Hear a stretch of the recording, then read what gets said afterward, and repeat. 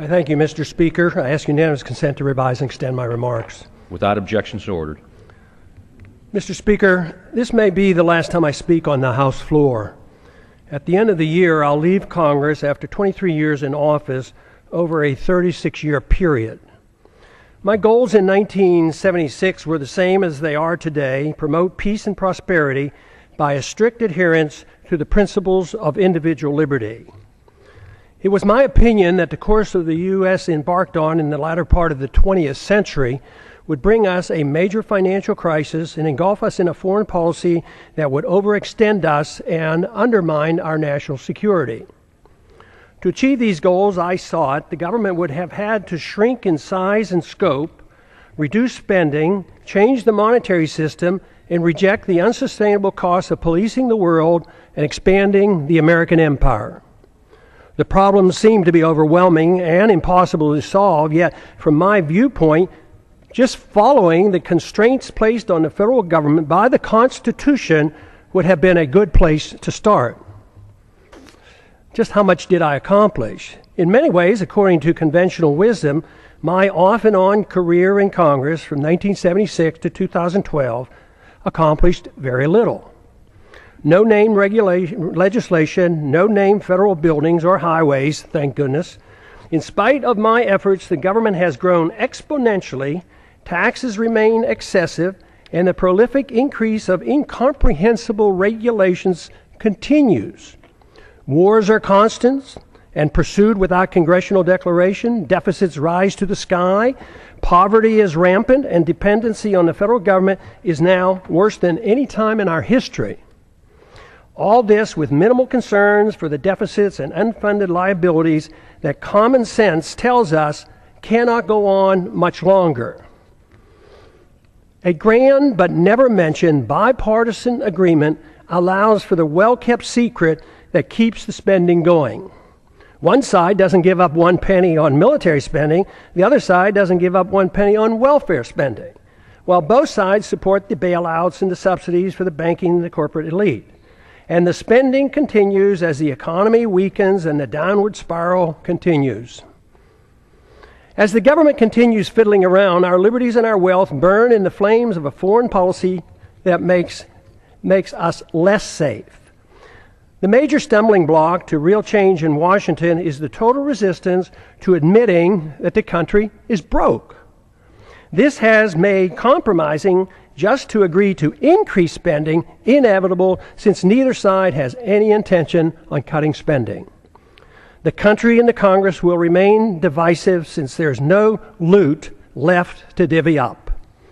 Without this recognition, the spenders in Washington will continue to march toward a fiscal cliff much bigger than the one anticipated this coming January. I've thought a lot about why those of us who believe in liberty as a solution have done so poorly in convincing others of its benefits. If liberty is what we claim it is, the principle that protects all personal, social, and economic decisions necessary for maximum prosperity and the best chance for peace, it should be an easy sell. Yet history has shown that the masses have been quite receptive to the promises of authoritarians, which are rarely, if ever, fulfilled. Should we have authoritarianism or liberty? If authoritarianism leads to poverty and war and less freedom for all individuals and is controlled by rich special interests, the people should be begging for liberty. There certainly was a strong enough sentiment for more freedom at the time of our founding that motivated those who were willing to fight in the revolution against the powerful British government. During my time in Congress, the appetite for liberty has been quite weak. The understanding of its significance negligible. Yet the good news is that compared to 1976, when I first came to Congress, the desire for more freedom and less government in 2012 is much greater and growing, especially in grassroots America. Tens of thousands of teenagers and college-age students are, with great enthusiasm, welcoming the message of liberty. I have a few thoughts as to why the people of a country like ours, once the freest and most prosperous, allowed the conditions to deteriorate to the degree that they have. Freedom, private property, and enforceable voluntary contracts generate wealth. In our early history, we were very much aware of this. But in the early part of the 20th century, our politicians promoted the notion that the tax and monetary system had to change. If we were to involve ourselves in excessive domestic and military spending, that is why Congress gave us the Federal Reserve and the income tax. The majority of Americans and many government officials agreed that sacrificing some liberty was necessary to carry out what some claim to be progressive ideas. Pure democracy became acceptable. They failed to recognize that what they were doing was exactly opposite of what the colonists were seeking when they broke away from the British. Some complain that my arguments make no sense, since great wealth and the standard of living improved for many Americans over the last 100 years, even with these new policies. But the damage to the market economy and the currency has been insidious and steady. It took a long time to consume our wealth, destroy the currency, and undermine productivity, and get our financial obligations to a point of no return. Confidence sometimes lasts longer than deserved. Most of our wealth today depends on debt. The wealth that we enjoyed and seemed to be endless allowed concern for the principle of a free society to be neglected. As long as most people believed the material abundance would last forever, worrying about protecting a competitive, productive economy and individual liberty seemed unnecessary. The age of redistribution. This neglect ushered in an age of redistribution of wealth by government, kowtowing to any and all special interests, except for those who just wanted to be left alone. That is why today, money in politics far surpasses money currently going into research and development and productive entrepreneurial efforts. The material benefits became more important than the understanding and promoting the principles of liberty and a free market. It is good that material abundance is a result of liberty, but materialism is all that we care. If materialism is all that we care about, problems are guaranteed. The crisis arrived because the illusion that wealth and prosperity would last forever has ended. Since it was based on debt and a pretense that debt can be papered over by an out-of-control fiat monetary system, it was doomed to fail. We have ended up with a system that doesn't produce enough even to finance the debt, and no fundamental understanding of why a free society is crucial to reversing these trends. If this is not recognized, the recovery will linger for a long time. Bigger government, more spending, more debt, more poverty for the middle class, and a more intense scramble by the elite special interests will continue. We need an intellectual awakening. Without an intellectual awakening, the turning point will be driven by economic law. A dollar crisis will bring the current out-of-control system to its knees. If it's not accepted that big government, fiat money, ignoring liberty, central economic planning, welfareism, and warfareism caused our crisis, we can expect a continuous and dangerous march toward corporatism and even fascism, with even more loss of our liberties. Prosperity for a large middle class, though, will become an abstract dream. This continuous move is no different than what we have seen in how our financial crisis of 2008 was handled. Congress first directed, with bipartisan support, bailouts for the wealthy. Then it was the Federal Reserve with its endless quantitative easing. If at first it doesn't succeed, try again. QE1, QE2, QE3, and with no results, we try QE indefinitely. That is, until it too fails. There is a cost to all of this, and let me assure you, delaying the payment is no longer an option. The rules of the market will extract its pound of flesh, and it won't be pretty. The current crisis elicits a lot of pessimism, and the pessimism adds to less confidence in the future. The two feed on themselves, making our situation worse. If the underlying cause of the crisis is not understood, we cannot solve our problems. The issue of warfare and welfare, deficits, inflationism, and corporatism, bailouts, and authoritarianism cannot be ignored.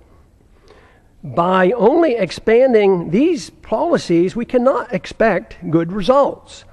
Everyone claims support for freedom, but too often it's for one's own freedoms and not for others. Too many believe that there must be limits on freedom.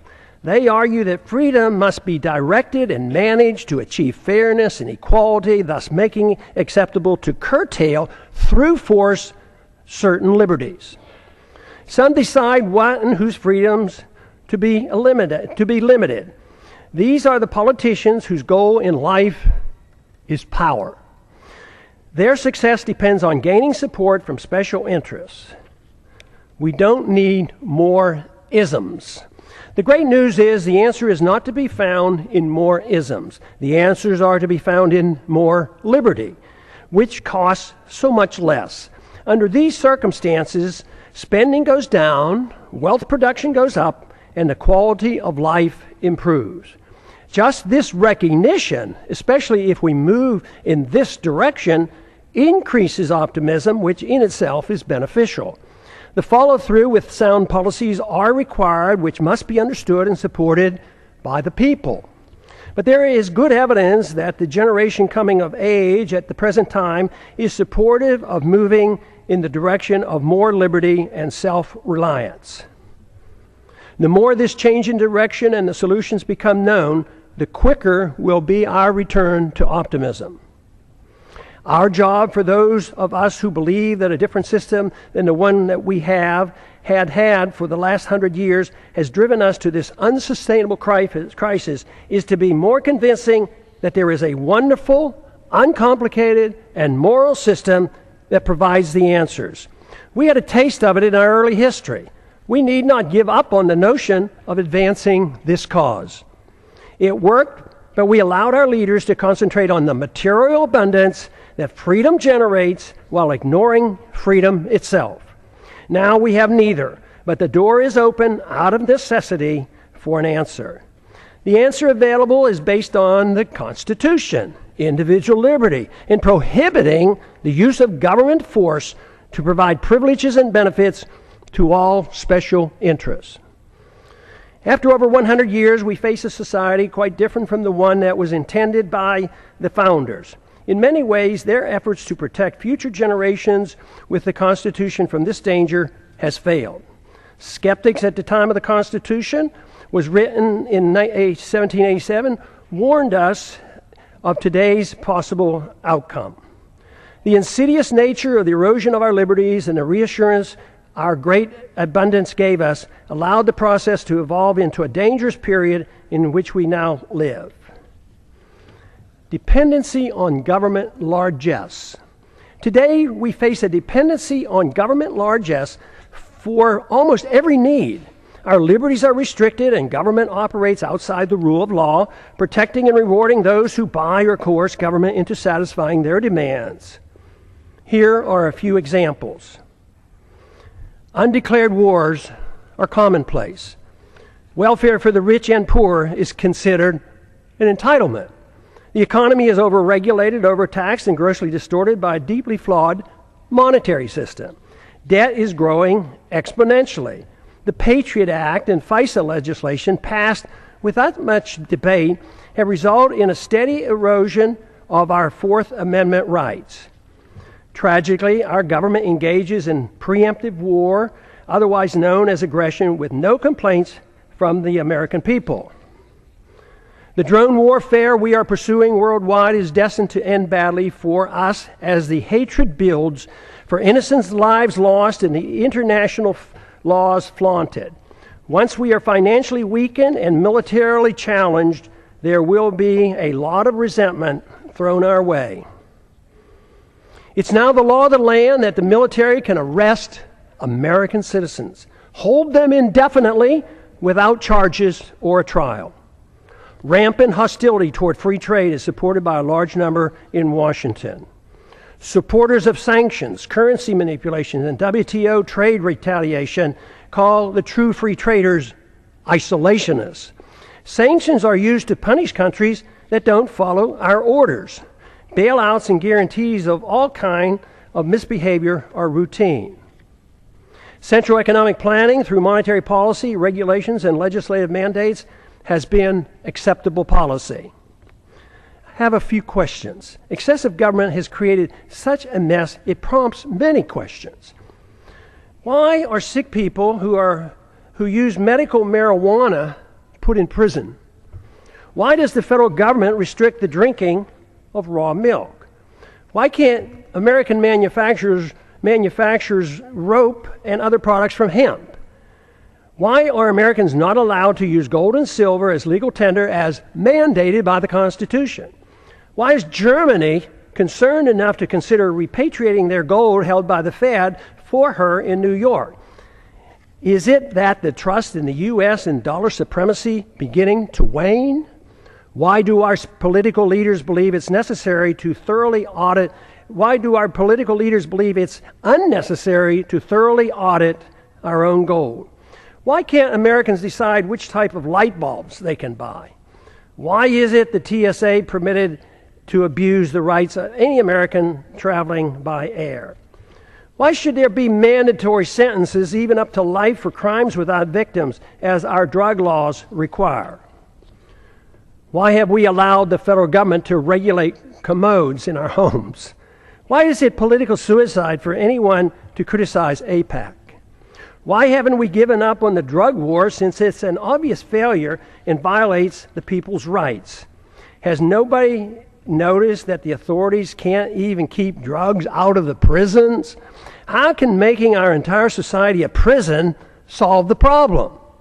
Why do we sacrifice so much getting necessarily involved in border disputes and civil strife around the world and ignore the root cause of the most dangerous, deadly border in the world, the one between Mexico and the United States?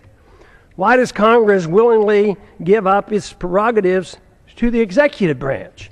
Why does changing the party in power never change policy? Could it be that the views of both parties are essentially the same?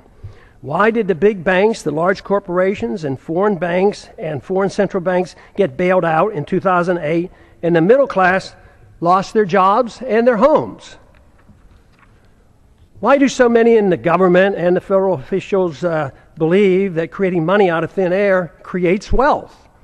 Why do so many accept the deeply flawed principle that government bureaucrats and politicians can protect us from ourselves without totally destroying the principle of liberty? Why can't people understand that war always destroys wealth and liberty?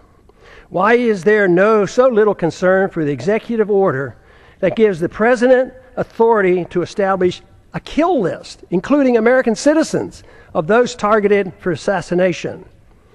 Why is patriotism thought to be blind loyalty to the government and the politicians who run it, rather than loyalty to the principles of liberty and support for the people? Real patriotism is a willingness to challenge the government when it's wrong. Why is it claimed that if people won't or can't take care of their own needs, that people in government are able to do it for them? Why did we ever give the government a safe haven for initiating violence against the people? Why do so many members defend free markets but not civil liberties?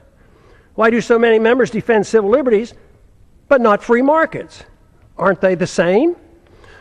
Why don't more defend both economic liberty and personal liberty?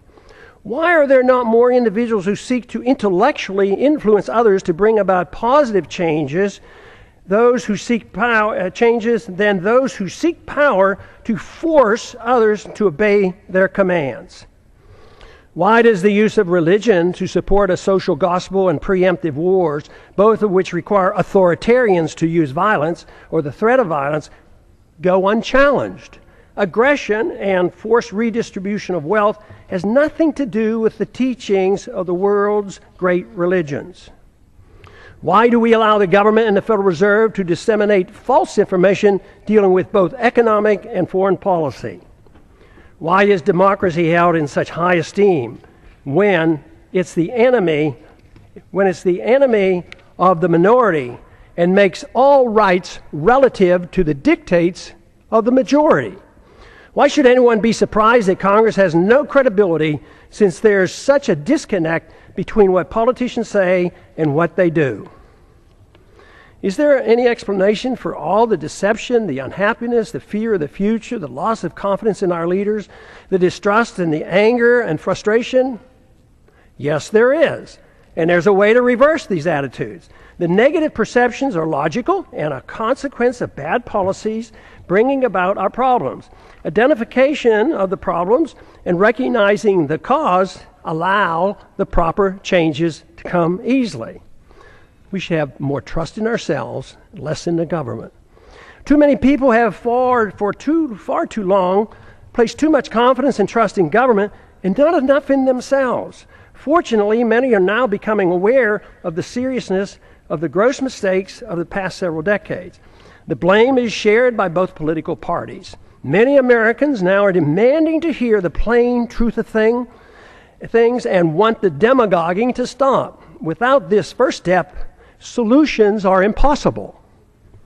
Seeking the truth and finding the answers in liberty and self-reliance promotes the optimism necessary for restoring prosperity. The task is not that difficult if politics doesn't get in the way. We have allowed ourselves to get into such a mess for various reasons. Politicians deceive themselves as to how wealth is produced. Excessive confidence is placed in the judgment of politicians and bureaucrats. This replaces the confidence in a free society. Too many in high places of authority became convinced that only they, armed with arbitrary government power, can bring about fairness while facilitating wealth production. This always proves to be a utopian dream and destroys wealth and liberty. It impoverishes the people and rewards the special interests who end up controlling both parties. It's no surprise that much of what goes on in Washington is driven by aggressive partisanship and power seeking, with philosophic differences being minor. Economic ignorance is commonplace. Keynesianism continues to thrive, although today it is facing healthy, enthusiastic rebuttals. Believers in military Keynesianism and domestic Keynesianism continue to desperately promote their failed policy as the economy languishes in a deep slumber. Supporters of all government edicts use humanitarian arguments to justify them. Humanitarian arguments are always used to justify government mandates related to the economy, monetary policy, foreign policy, and personal liberty. This is on purpose to make it more difficult to challenge. But initiating violence for humanitarian reasons is still violence. Good intentions are no excuse and are just as harmful as when the people use and force with bad intentions. The results are always negative. The immoral use of force is the source of man's political problems. Sadly, many religious groups, secular organizations, and psychopathic authoritarians endorse government-initiated force to change the world. Even when the desired goals are well-intentioned, or especially when they're well-intentioned, the results are dismal. The good results sought never materialize. The new problems created require even more government force as a solution. The net result is institutionalizing government-initiated violence and morally justifying it on humanitarian grounds. This is the same fundamental reason our government uses force for invading other countries at will, central economic planning at home, and the regulation of personal liberty and habits of our citizens. It is rather strange that unless one has a criminal mind and no respect for other people and their property, no one claims it's permissible to go into one's neighbor's house and tell them how to behave, what they can eat, smoke, and drink, or how to spend their money. Yet, rarely is it asked why is it morally acceptable that a stranger with a badge and a gun can do the same thing in the name of law and order. Any resistance is met with brute force, fines, taxes, arrests, and even imprisonment. This is done more frequently every day without a search warrant. No government monopoly over initiating violence is what we need. Restraining aggressive behavior is one thing, but legalizing a government monopoly for initiating aggression can only lead to exhausting liberty associated with chaos, anger, and a breakdown of civil society. Permitting such authority and expecting a saintly behavior from the bureaucrats and the politicians is a pipe dream. We now have a standing army of armed bureaucrats in the TSA, CIA, FBI, Fish and Wildlife, FEMA, IRS, Corps of Engineers, etc., numbering over 100,000. Citizens are guilty until proven innocent in the unconstitutional administrative courts. Government in a free society should have no authority to meddle in the social activities or the economic transactions of individuals, nor should government meddle in the affairs of other nations. All things peaceful, even when controversial, should be permitted. We must reject the notion of prior restraint in economic activity, just as we do in the area of free speech and religious liberty. But even in these areas, government is starting to use a backdoor approach of political correctness to regulate speech, a very dangerous trend. Since 9/11, monitoring speech on the internet is now a problem since warrants are no longer required. The proliferation of federal crimes. The Constitution established 4 federal crimes. Today, the experts can't even agree on how many federal crimes are now on the books. They number into the thousands. No one person can comprehend the enormity of the legal system, especially the tax code. Due to the ill-advised drug wars and the endless federal expansion of the criminal code, we have over 6 million people under correctional suspension, more than the Soviets ever had and more than any other nation today, including China. I don't understand the complacency of the Congress and the willingness to continue their obsession with passing more federal laws. Mandatory sentencing laws associated with drug laws have compounded our prison problems. The Federal Register is now 75,000 pages long and the tax code 72,000 pages and expands every year. When will the people start shouting, "Enough is enough," and demand Congress to cease and desist? What we should be doing is achieving liberty. Liberty can only be achieved when government is denied the aggressive use of force. If one seeks liberty, a precise type of government is needed. To achieve it, more than lip service is required. There are 2 choices available. 1, a government designed to protect liberty is a natural right as its sole objective. The people are expected to care for themselves and reject the use of any force for interfering with another person's liberty. Government is given a strictly limited authority to enforce contracts, property ownerships, settle disputes, and defend against foreign aggression. Number 2, a government that pretends to protect liberty but is granted power to arbitrarily use force over the people and foreign nations. Though the grant of power many times is meant to be small and limited, it inevitably metastasizes into an omnipotent political cancer. This is the problem for which the world has suffered throughout the ages. Though meant to be limited, it nevertheless is a 100% sacrifice of the principle that would-be tyrants find irresistible. It is used vigorously, though incrementally and insidiously. Granting power to government officials always proves the adage that power corrupts.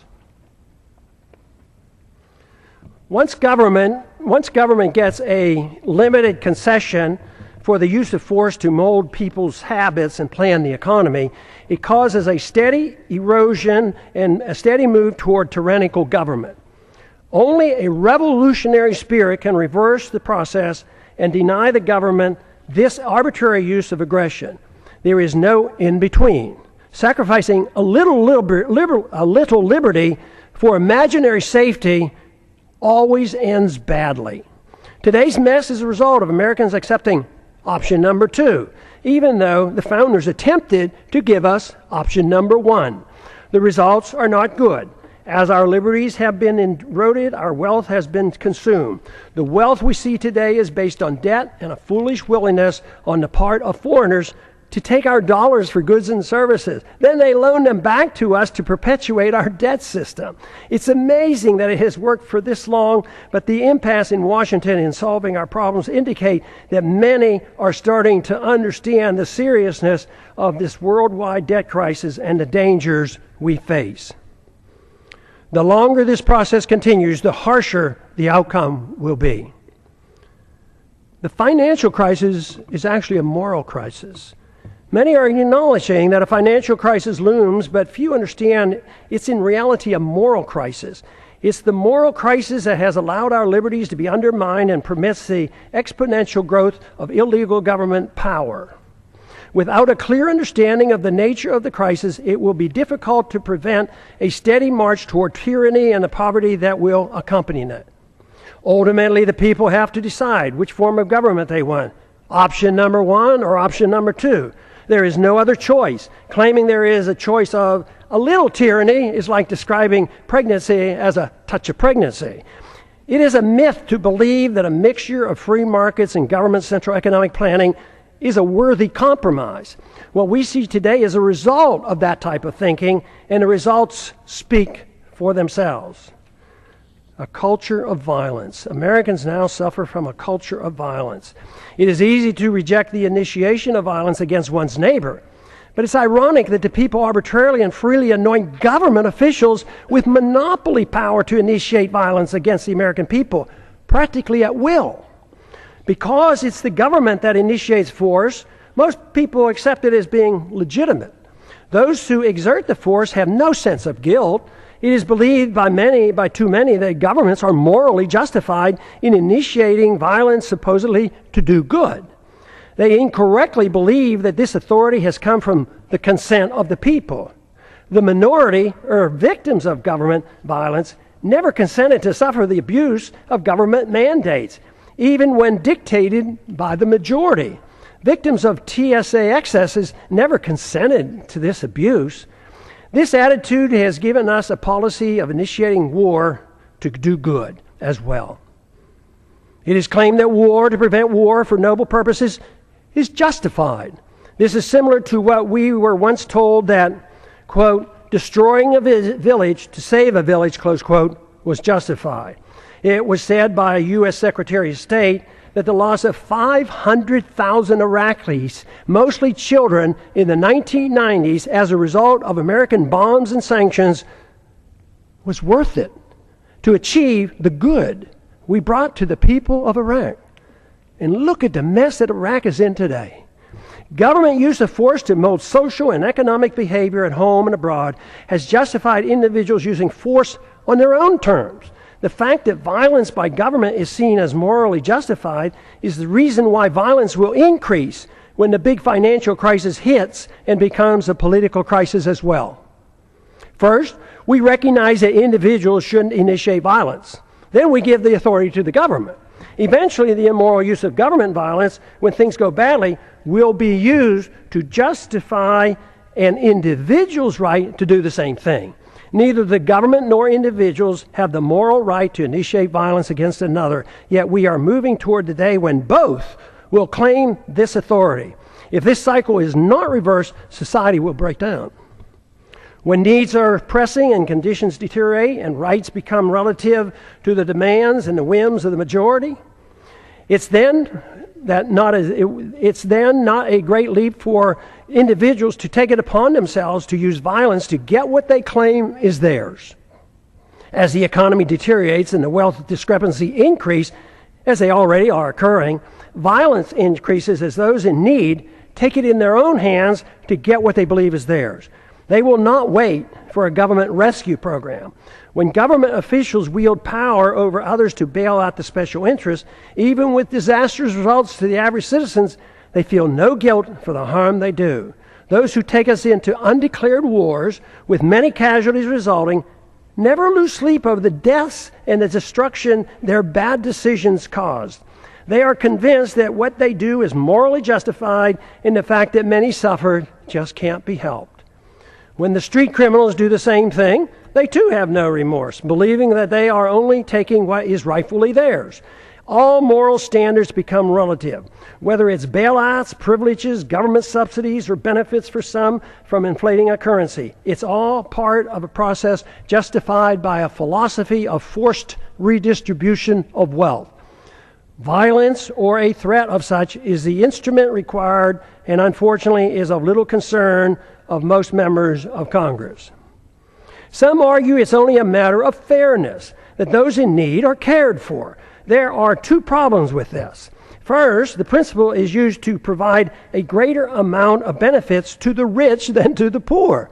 Second, no one seems to be concerned about whether or not it's fair to those who end up paying for all the benefits. The costs are usually placed on the backs of the middle class and are hidden from the public eye. Too many people believe government handouts are free, like printing money out of thin air and there's no cost. That deception is coming to an end. The bills are coming due, and that's what the economic slowdown is all about. Sadly, we have become accustomed to living with the illegitimate use of force by government. It is the tool for telling the people how to live, what to eat and drink, what to read, and how to spend their money. To develop a truly free society, the issue of initiating force must be understood and rejected. Granting to government even a small amount of force is a dangerous concession.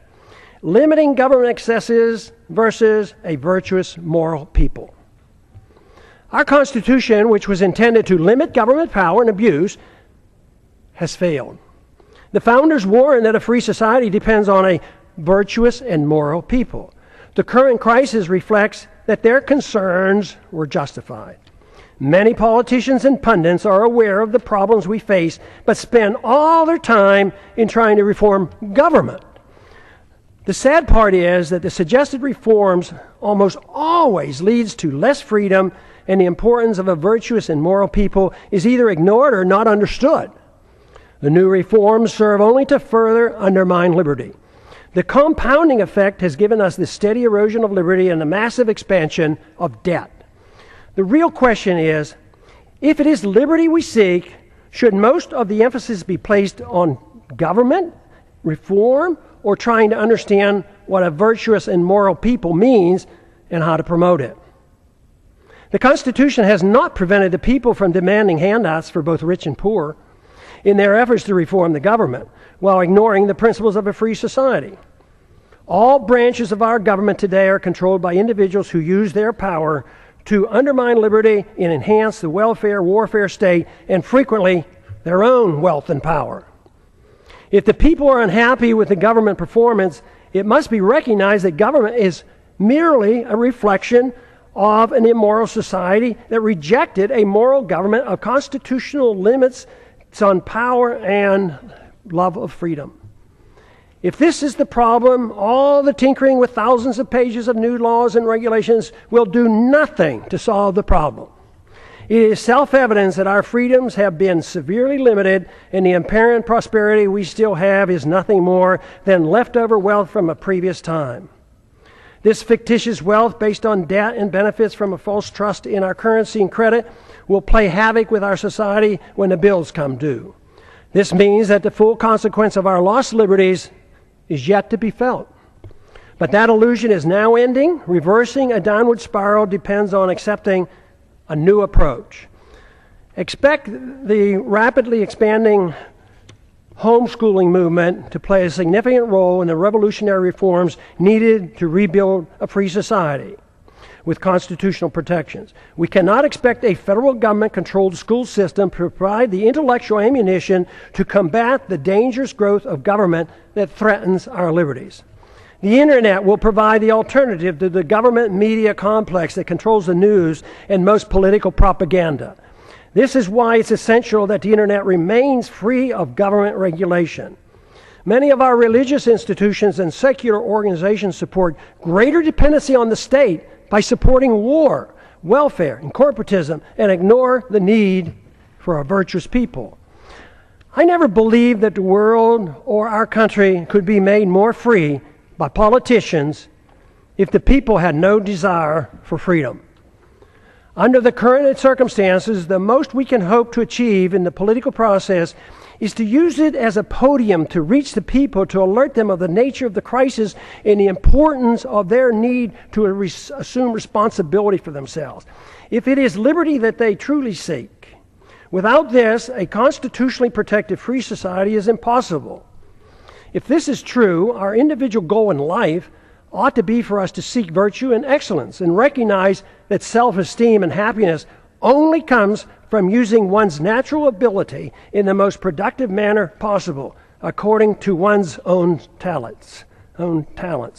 Productivity and creativity are the true source of personal satisfaction.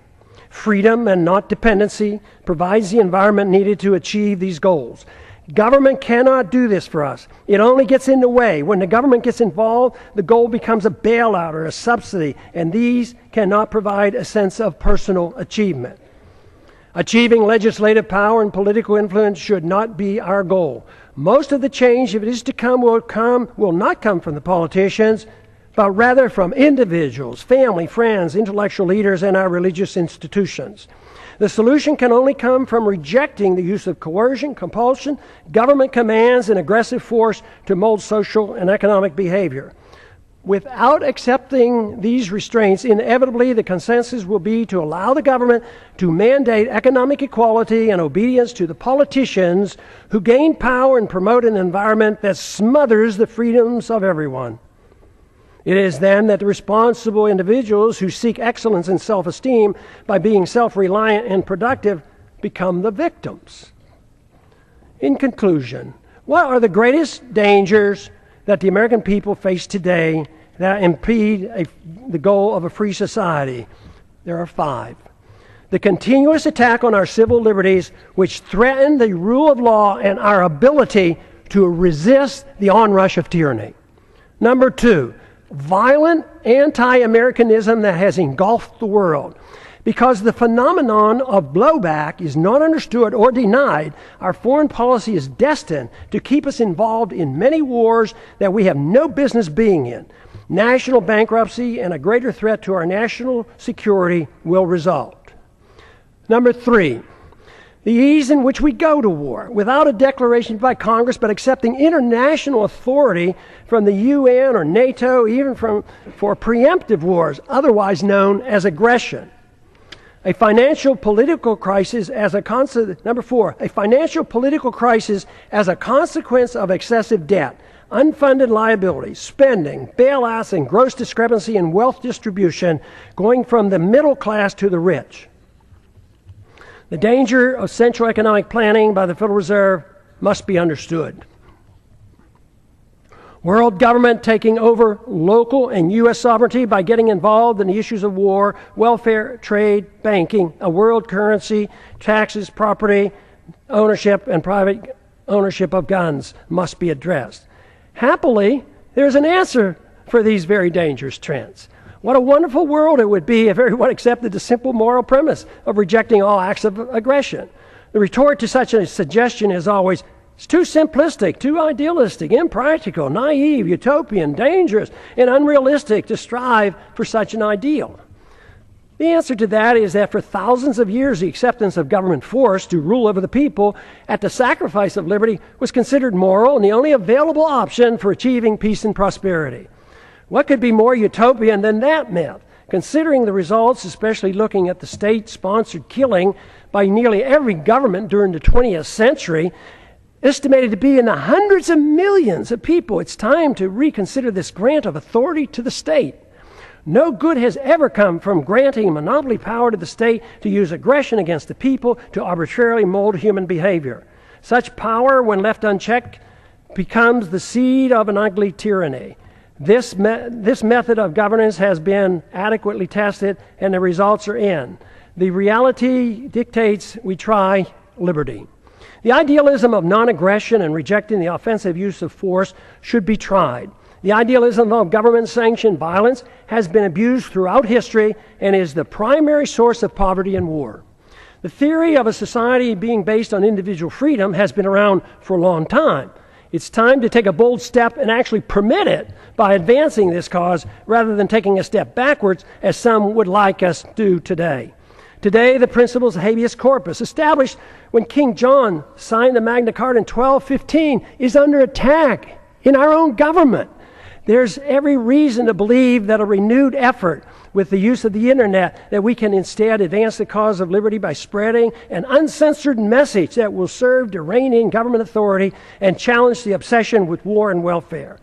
What I'm talking about is a system of government guided by the moral principles of peace and tolerance. The founders were convinced that a free society could not exist without a moral people. Just writing rules won't work if the people choose to ignore them. Today, the rule of law written in the Constitution has little meaning for most Americans, especially those who work in Washington, D.C. Benjamin Franklin claimed, quote, "Only a virtuous people are capable of freedom." John Adams concurred, quote, "Our Constitution was made for a moral and religious people. It is wholly inadequate for the government of any other." A moral people must reject all violence in an effort to mold people's beliefs or habits. A society that boos or ridicules the golden rule is not a moral society. All great religions endorse the golden rule. The same moral standards that individuals are required to follow should apply to all government officials. They cannot be exempt. The ultimate solution is not in the hands of the government. The solution falls on each and every individual with guidance from family, friends, and community. The number one responsibility for each of us is to change ourselves with hope that others will follow. This is of greater importance than the working on changing the government. That is secondary to promoting a virtuous society. If we can achieve this, then the government will change. It doesn't mean that political action or holding office has no value. At times, it does nudge policy in the right direction. But what is true is that when seeking office is done for personal aggrandizement, money, or power, it becomes useless if not harmful. When political action is taken for the right reasons, it's easy to understand why compromise should be avoided. It's also become clear why progress is best achieved by working with coalitions, which bring people together without anyone sacrificing his principles. Political action, to be truly beneficial, must be directed toward changing the hearts and minds of the people, recognizing that it's virtue and morality of the people that allow liberty to flourish. The Constitution or moral laws per se have no value if the people's attitudes aren't changed. To achieve liberty and peace, two powerful human emotions have to be overcome. Number one is envy, which leads to hate and class warfare. Number two is intolerance, which leads to bigoted and judgmental policies. These emotions must be replaced with a much better understanding of love, compassion, tolerance, and free market economics. Freedom, when understood, brings people together. When tried, freedom is popular.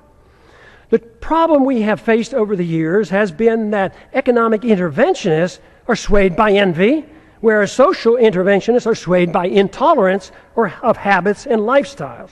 The misunderstanding that tolerance is an endorsement of certain activity motivates many to legislate moral standards which should only be set by individuals making their own choices.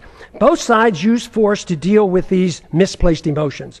Both are authoritarians. Neither endorses voluntarism. Both views ought to be rejected. I have come to one firm conviction after these many years of trying to figure out the plain truth of things. The best chance for achieving peace and prosperity for the maximum number of people worldwide is to pursue the cause of liberty. If you find this to be a worthwhile message, spread it throughout the land. And I yield back the balance of my time. Back.